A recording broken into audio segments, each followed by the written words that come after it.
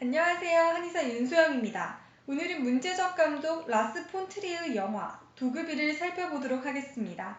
영화는 우리 자본주의 사회에서 더 직관적으로 이야기하면 결코 선하지 않게끔 구조화된 이 사회 속에서 착한 사람이 과연 착하게 살아갈 수 있는지를 묻고 있는 결코 가볍지 않은 주제를 이야기하고 있습니다.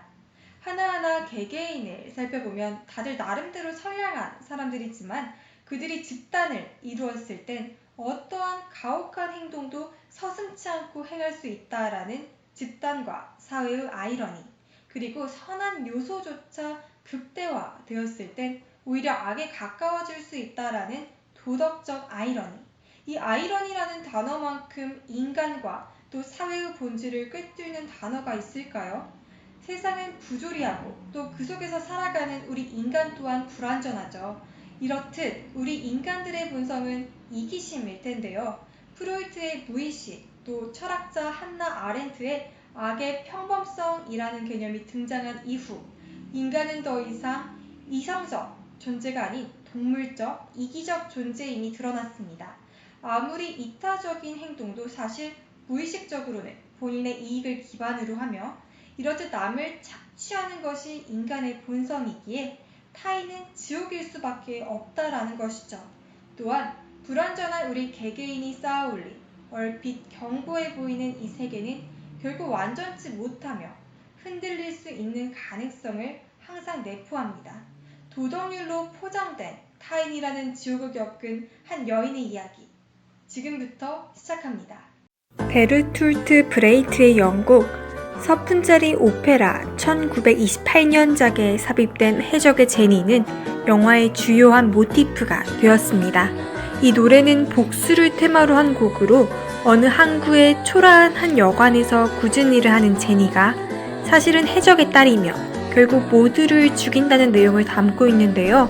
영화 도그빌에서도 주인공 그레이스는 마을의 이방인으로 노예처럼 착취당하지만 나중에는 깽단 보스의 딸임이 드러나고 주민들에게 철저하게 복수합니다.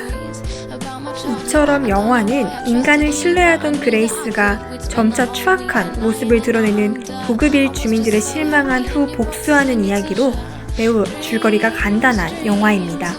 또한 감독은 인간과 인간의 본성에 관한 고찰을 하는 이 영화를 노골적인 세트 구조를 노출시켜 찍는 파격적 촬영을 통해 진행했는데요.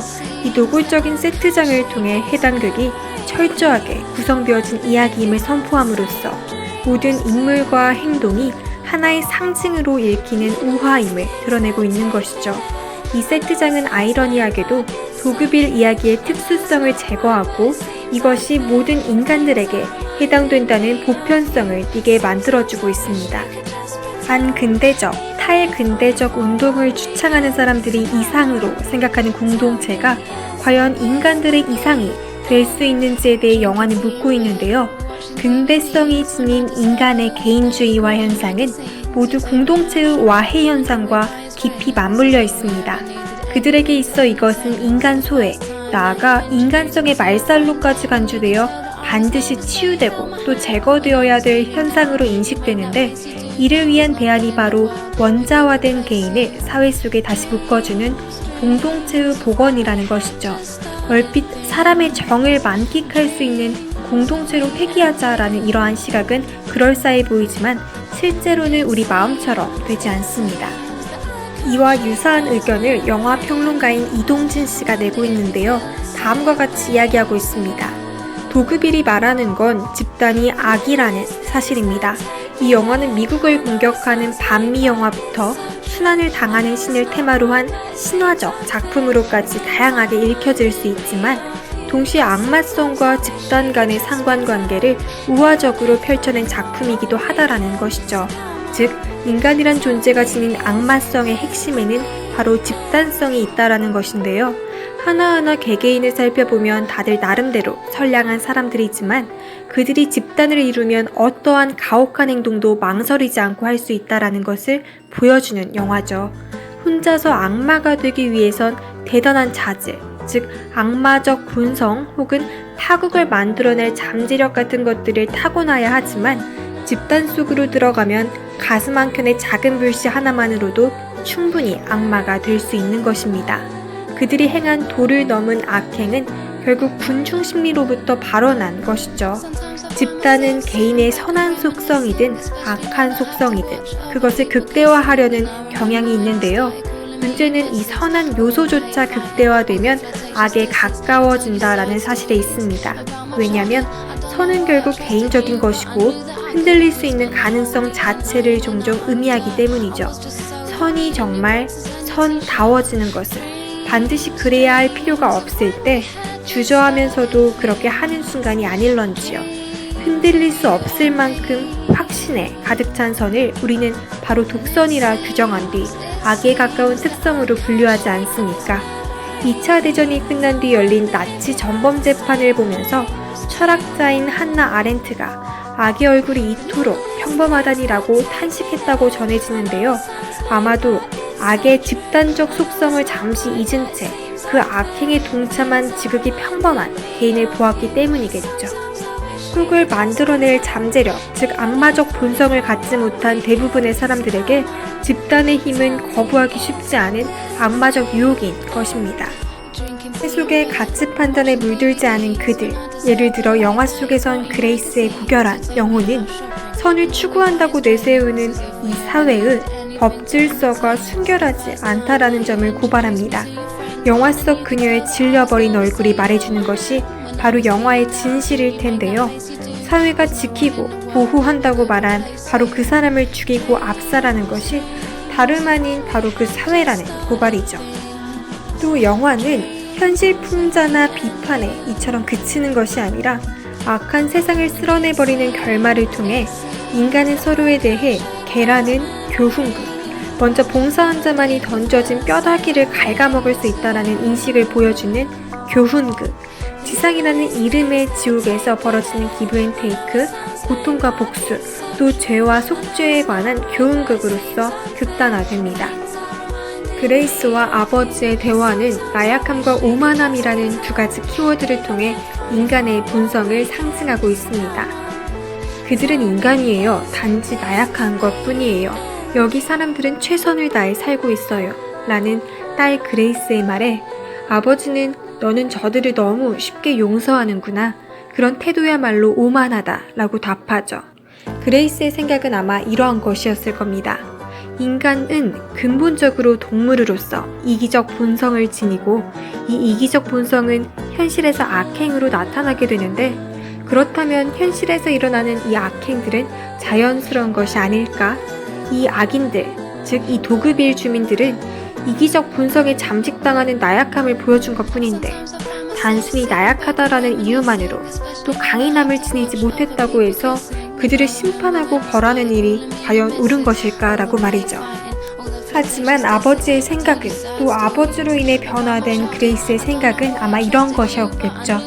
인간은 현실 사회의 규칙을 통해 살아간다. 따라서 인간은 당연하게도 자신의 행동에 책임을 져야 하며 추악한 행동은 상식적으로 벌을 받아야 마땅한 것인데 마치 초월적인 존재라도 됐냐 도덕적 우위에 서서 그들에게 관용을 베푸는 태도는 오만한 것이다. 나약하기 때문에 온전히 본성에 잠식당하는 것 또한 현실적인 기준을 통해 마땅히 처벌받아야 하는 것이라고 말입니다. 감독인 라스 폰트리에도 이 주장에 힘을 실어주는데요. 그는 우리 인간들은 모두 동물적 본성을 억제하고 사회화되어 타인과 어우러져 살아간다면서 도급일의 주민들을 통해 동물적 본성을 억제하지 못하는 사람은 개만도 못하다라는 주장을 폈죠. 영화 도급일의 결말처럼 자신의 이기적 본성을 억제하는 데 실패하여 범죄를 저지르는 이들은 처벌을 받는 게 당연하다라는 것입니다. 다음으로는 영화를 좀 더 구조적으로 살펴보려 하는데요. 첫 번째로는 외면의 선악인 겉으로 보여지는 선악의 모습입니다. 도급일의 주민들은 어딘가 한 구석씩 약자의 모습을 갖고 있거나 비열하거나 약점을 가지고 있습니다. 예를 들어 올리비아는 흑인, 그의 딸 주는 하반신 마비 장애인, 톰의 아버지인 토마스 에디슨은 의심병, 척은 심술 맞고 냉소적이며 베라는 지적 허영이 강하고 눈물이 많죠. 헨스는 값싼 유리를 비싸게 보이게 만들어 파는 속임수를 갖고 있고 그의 아들 빌은 기술자가 되기엔 지능이 좋지 않죠. 잭 맥케이는 장님, 또 벤은 주정뱅이에다 하륙의 여성들을 돈으로 사는 인물입니다. 마사는 지적으로 약간 모자라고 진저는 마을 사람들에게 바가지를 씌우는 상점 주인이죠. 톰이 이 모든 것을 설명하고 나자 그레이스가 묻습니다. 정말 마을을 사랑하는 거 맞아요? 두 번째로는 2차적 의미의 선악인데요. 이는 오만함에 대한 정의를 어떻게 내릴 것인가에 초점이 맞추어집니다. 영화 속에서는 그레이스가 자신을 낮추고 겸손함을 표현하는 용도로 사용하는 관용어쯤으로 이 오만함이라는 말을 굉장히 많이 사용하는데요. 그레이스는 깽으로서 사람들의 목숨을 앗아가는 아버지를 오만하다고 말하는 반면 그녀의 아버지는 범죄자의 환경을 탓하면서 동정하는 그레이스의 용서를 하겠다라는 말 자체가 오만하다고 말을 하죠. 또 이 둘뿐만이 아니라 높은 도덕적 이상을 갖고 있는 도그빌의 철학자 톰의 위선이 있죠. 많은 것을 책임져 줄 것처럼 행세하지만 문제 해결 앞에서는 팔짱만 끼고 뒤로 물러나 있다랄까요. 우리는 여기서 보다 본질적인 선을 쟁취한 것으로 보이지만 여전히 자신 외의 다른 사람은 고고한 성품을 가질 수 없다라고 단정지어 놓은 이 그레이스의 오만이 더 큰 악을 불러올 수 있다는 걸 고려하게 됩니다. 상대방을 불쌍히 여기기는 하지만 그것이 동정으로만 끝날 뿐 상대를 나와 같은 인간으로 여기거나 동등한 위치에서 바라볼 수 없는 그레이스처럼 행동하는 그 위선이 더 큰 악을 불러올 것이라는 것입니다. 또 그레이스가 처음으로 등장해서 마을에 적응해 갈 때쯤 척이 얼마나 넘어갔소? 라고 묻는데요. 이 말은 그레이스 그녀 자신이 스스로 도그빌에 얼마나 넘어갔느냐라는 이야기로 네가 설정한 그 환상에 얼마나 반한 거니? 라고 묻고 있는 것입니다.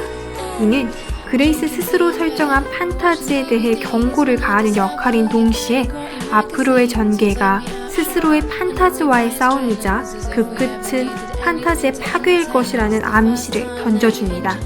그레이스가 자신이 창조해낸 판타지를 믿고 있는 망상가이든 아니면 자신의 희생으로 인해 모든 것이 성스러워지는 게 가능할 것이라고 생각하는 순진한 도덕주의자이든 결과는 크게 달라지지 않습니다.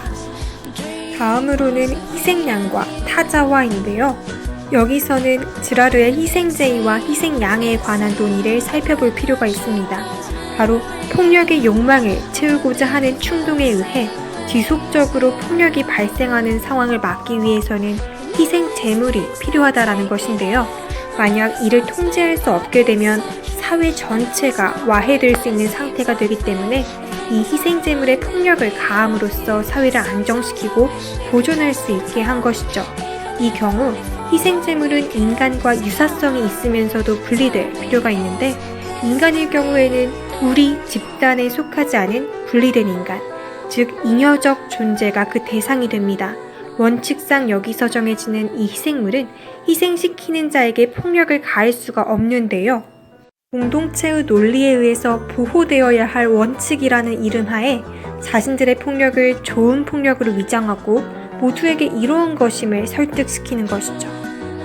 영화 속에서는 두 번의 타자화가 이루어집니다.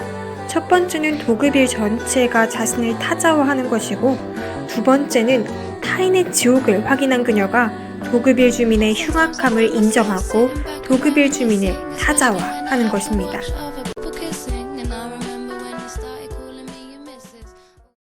정치적입니다. 이렇듯 타인과의 평화는 정치적일 수밖에 없습니다. 타자화된 대상을 인격으로 되돌리는 것은 저절로 이루어지지 않으며 힘의 균형을 정치적으로 이용하는 능력과 일정한 도덕률과의 타협을 통해서 이루어질 수가 있죠. 타인이라는 이 지옥을 일거에 해소하려는 것이야말로 판타지나 다름없는 것이 아닐까요? 감독인 라스 폰트리에의 목적은 이를 보여주는 데 있지 이를 해결하는 데 있지 않기 때문에 이야기 역시 종료되지 않을 것입니다. 따라서 도그빌을 떠나버린 그레이스이지만 다시금 인간이라는 지옥을 맛보게 되겠죠. 우리가 살고 있는 도덕률로 포장된 이 타인이라는 지옥. 인간의 타인에 대한 이 선악을 절대적인 도덕률에 의존하는 것 자체가 넌센스이긴 하지만 불완전한 우리 개개인이 역시나 불완전한 이 세계에서 살아가기 위한 하나의 현명한 방법임에는 틀림없을 텐데요. 사람은 누구나 자신에 대한 걱정과 또 보살핌으로 사는 것이 아니라 다른 사람, 즉 타인의 마음에 있는 사랑으로 살아가는 것이다 라는 톨스토이의 사람은 무엇으로 사는가에 나왔던 이 문장이 떠오릅니다. 너무 이상적이긴 하지만 말이죠. 지금까지 들어주셔서 감사합니다.